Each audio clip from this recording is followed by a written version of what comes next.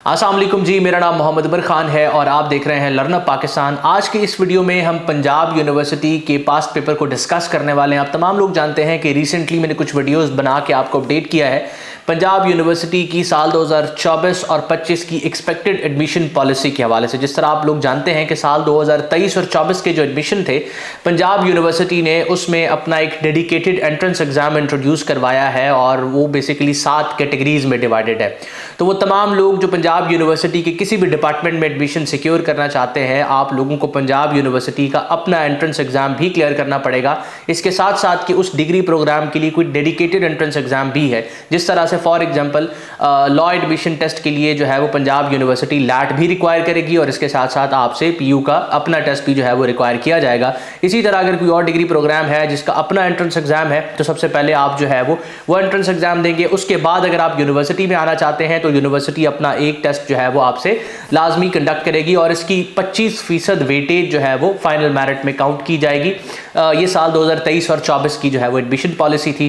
क्योंकि साल 2024 और 25 के एडमिशन अनाउंस होने से पहले हम ये वीडियो बना रहे हैं तो मोस्ट प्रोबेबली साल 2024 और 25 में भी ये पॉलिसी होगी। अगर इससे कोई तब्दील होती है पॉलिसी तो मैं जो है वो कोशिश करूंगा कि इस चैनल पर लाजमन आपके साथ उस हवाले से भी वीडियो शेयर कर दूं। अब रिसेंट वीडियो में जिस तरह मैंने आपको बताया था कि पंजाब यूनिवर्सिटी ने अपने एंट्रेंस एग्जाम को 7 कैटेगरीज में डिवाइड किया है और कमोबेश जो 7 कैटेगरीज हैं उसमें 2 सब्जेक्ट्स कॉमन है। यानी कि जो वर्बल रीजनिंग का और क्वांटिटेटिव का सेक्शन है ये 7 की 7 कैटेगरीज में कॉमन है।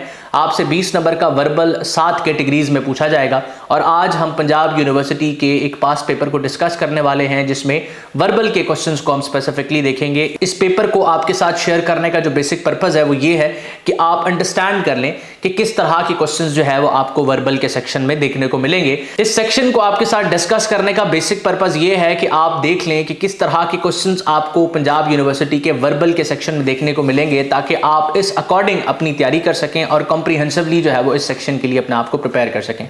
वर्बल का सेक्शन पंजाब यूनिवर्सिटी या किसी भी और एंट्रेंस एग्जाम में आप लोगों के लिए इस वजह से रखा जाता है कि एग्जामिनर या वो एग्जाम बेसिकली जज कर सके कि एक कैंडिडेट कितनी ग्रिप रखता है अंग्रेजी जुबान पर, ग्रामर पर और वोकैबुलरी पर।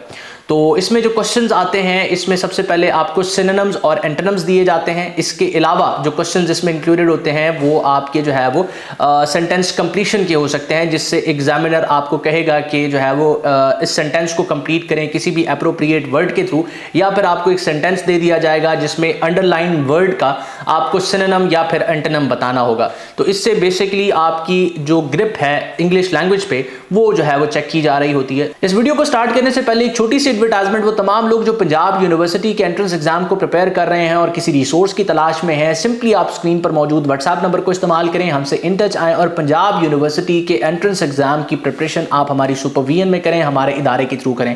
इस कोर्स में हम बेसिकली आपको मोस्ट इंपॉर्टेंट एमसीक्यूज प्रोवाइड करते हैं जिसकी बेसिस पे आप पंजाब यूनिवर्सिटी के एंट्रेंस एग्जाम के लिए अपने आप को प्रिपेयर कर सकते हैं। मजीद डिटेल्स के लिए स्क्रीन पर मौजूद व्हाट्सएप नंबर को इस्तेमाल करें। तो बगैर वक्त जाए कि हम स्क्रीन पर चलते हैं ताकि हम पास पेपर को डिस्कस कर सकें। इस वक्त पंजाब यूनिवर्सिटी के पास पेपर में से जो है ना हम वर्बल के सेक्शन को डिस्कस करने वाले हैं। जिस तरह मैंने आपको बताया कि वर्बल का जो सेक्शन है पंजाब यूनिवर्सिटी के एंट्रेंस एग्जाम में इसकी वेटेज जो है वो 20 नंबर की है और अगर आप इसकी अच्छी प्रिपरेशन करते हैं तो आप जो है वो 16 से 18 के दरमियान जो है वो टारगेट कर सकते हैं कि आप इसमें अचीव करेंगे। तो सबसे पहला जो क्वेश्चन आपके सामने आपको स्क्रीन पर नजर आ रहा है तो ये क्वेश्चन है कि what is the other word used for shoe maker. तो अब यहाँ पर जो शू मेकर है इसका आपसे सिनोनिम जो है वो पूछा जा रहा है या आपको बेसिकली एग्जामिनर ये कम्युनिकेट करना चाह रहा है कि शू मेकर की जगह अगर हम सेंटेंस में कोई और वर्ड यूज करना चाहें तो वो कौन सा होगा। अब दुरुस्त इसका जवाब जो है वो कॉबलर है, ठीक है, डी ऑप्शन।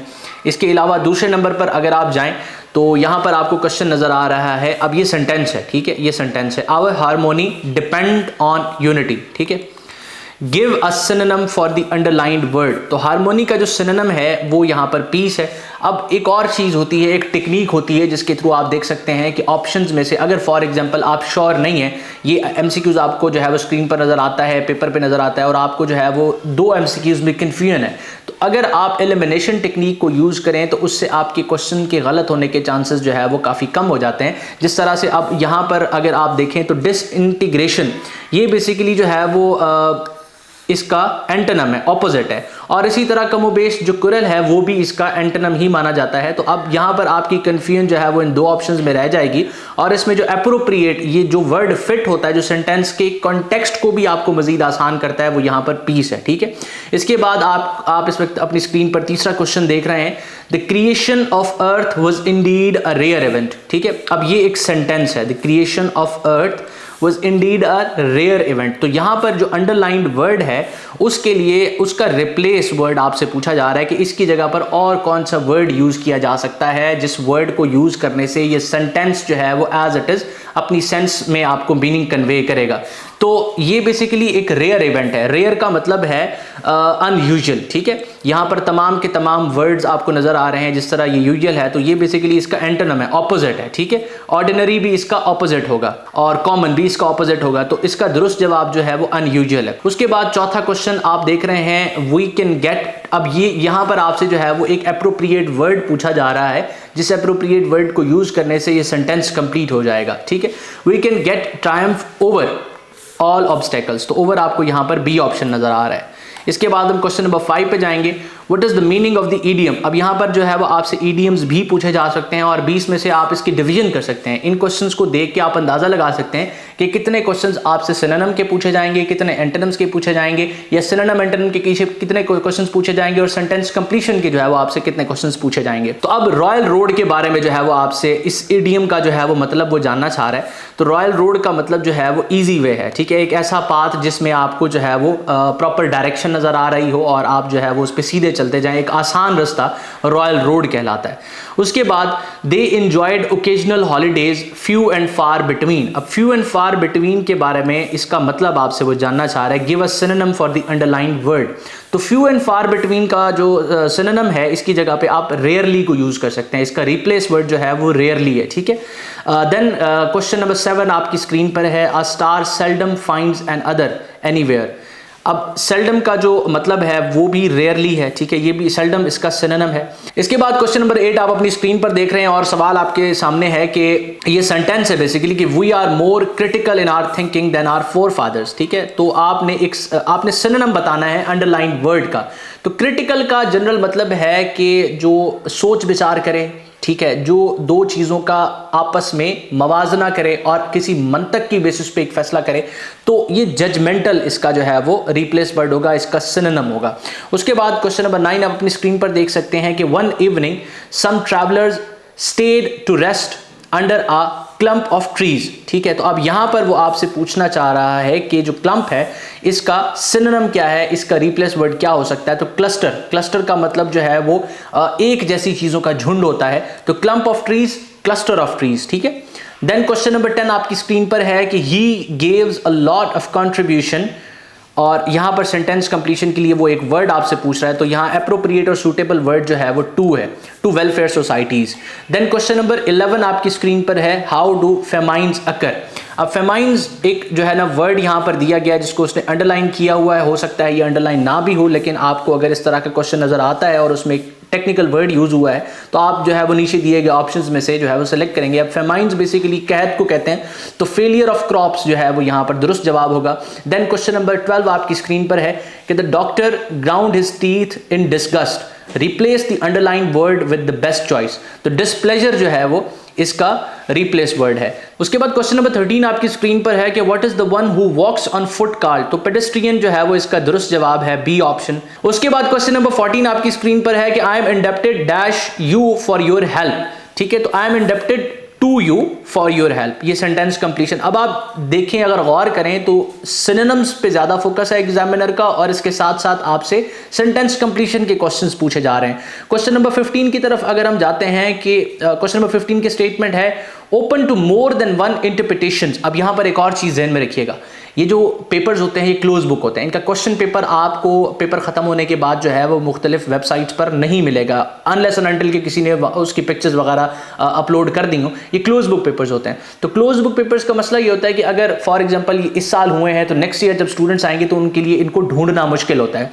तो ये जो 14 सवाल मैंने पहले आपके साथ डिस्कस किए, ये 14 सवाल वो हैं जिनकी पिक्चर्स किसी फॉर्मेट पे अवेलेबल थी और मैंने उसको कॉम्प्रीहेंड कर दिया है। 15 से 20 के दरमियान जो क्वेश्चंस हैं वो मैंने जो है ना उन्हीं क्वेश्चंस की बेसिस पे खुद ऐड किए हैं कि इस तरह के क्वेश्चन जो है ये अब क्वेश्चन उनसे मिलते जुलते हैं, ठीक है। एज एन एग्जामिनर अगर मैं क्वेश्चन बनाऊंगा तो ये 5 क्वेश्चन जो 15 से 20 तक के हैं ये पास्ट पेपर से नहीं है, अलबत्ता ये उसी नेचर के उनसे कनेक्टेड क्वेश्चंस हैं, ठीक है। तो आप जो है वो इनको भी जरूर देखें कि open to more than one interpretation not having one obvious meaning. अब ये आपसे पूछ रहा है कि ये बेसिकली किसकी डेफिनेशन होगी। तो एम्बिग्यूस हम मुबहम चीज को कहते हैं, एक ऐसी चीज जो क्लियर नहीं होती, जिसके एक से ज्यादा मानी होते हैं, उसको एम्बिग्यूस कहते हैं। तो इस तरह से भी क्वेश्चन वो सिनोनिम्स आपसे पूछ सकता है, किसी वर्ड के बारे में आपसे पूछ सकता है। अब बेसिकली वो एग्जामिनर आपकी अंग्रेजी पर गिरफ्त जानना चाह रहा है, अंग्रेजी पर ग्रिप जानना चाह रहा है। और किसी भी पर्सन की अगर हम किसी जुबान पे ग्रिप या गिरफ्त जानना चाहें तो हम कैसे चेक करेंगे? हम ये देखेंगे क्योंकि जो जबान होती है, जो सेंटेंसेस होते हैं, जो जुमले होते हैं, वो अल्फाजों का एक मजमुआ होते हैं।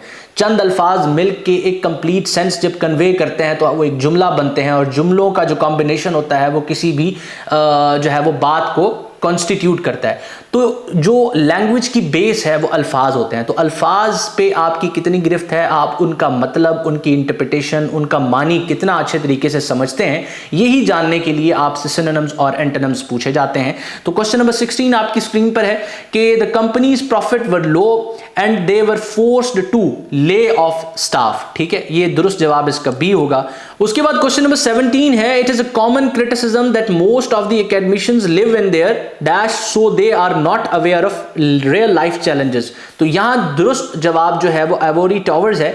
इसका मतलब ये बेसिकली एक इडियम है, और इसका मतलब ये है कि एक ऐसा पर्सन जो रियल लाइफ के चैलेंजेस हैं लोगों की जिंदगियों में, उससे नावाकिफ होता है। तो ये एक बेसिकली क्रिटिसिज्म है, और सेंटेंस की अगर आप सेंस देखेंगे तो यहां पर ये इडियम फिट बैठता है। उसके बाद क्वेश्चन नंबर 18 आपको स्क्रीन पर नजर आ रहा है कि Jofra Archer the England's fast bowler is dash than accurate, is more fast than accurate. ये जो है वो फिट ऑप्शन है यहां पर। क्वेश्चन नंबर 19 इस वक्त अपनी स्क्रीन पर आप देख सकते हैं। The disruption begins after an allegation from a senior member. तो डिसरप्शन का क्या मतलब होगा? अंडरलाइंड वर्ड का सिनोनिम आपने तलाश करना है। तो डिसरप्शन का मतलब है डिस्टर्बेंस, ठीक है, डिस्टर्बेंस। उसके बाद क्वेश्चन नंबर 20 लास्ट क्वेश्चन आपकी स्क्रीन पर है। The prime minister has declassified the government document. तो डीक्लासिफाइड एक ऐसी चीज जो कि पहले सीक्रेट हो और उसको फिर आप जो है वो उसको रिवील करते हैं। तो इसका जो दुरुस्त जवाब होगा, जो सिनोनिम होगा, वो बेसिकली रिलीज्ड होगा। तो ये 20 सवाल आपने देखे, इसमें से 15 वो क्वेश्चंस थे जो एग्जैक्ट एज इट इज जो है वो पंजाब यूनिवर्सिटी के पेपर में आए हुए थे। मैंने कोशिश की कि आपके साथ उनको शेयर करते हुए ये बताऊं कि कैसे क्वेश्चंस जो है वो पंजाब यूनिवर्सिटी वर्बल के सेक्शन में आपसे पूछ सकती है, और उसके साथ मैंने कोशिश की कि कनेक्टिंग कुछ क्वेश्चंस भी आपके साथ शेयर किए जाएं। अगर आपको ये वीडियो पसंद आया तो कमेंट सेक्शन में मुझे जरूर बताइएगा, ताकि इस तरह की मजीद वीडियोस जिसमें मैं आपके साथ इंपॉर्टेंट क्वेश्चंस शेयर करूं, जिसके थ्रू आप अपनी तैयारी कर सकें, वो जो है वो इस चैनल पर हम शेयर करें, उसकी सीरीज को स्टार्ट करें। अपना बहुत सारा ख्याल रखिएगा। किसी भी सवाल या कन्फ्यूजन की सूरत में स्क्रीन पर मौजूद व्हाट्सएप नंबर को इस्तेमाल करें ताकि हमारी टीम आपको असिस्ट कर सके।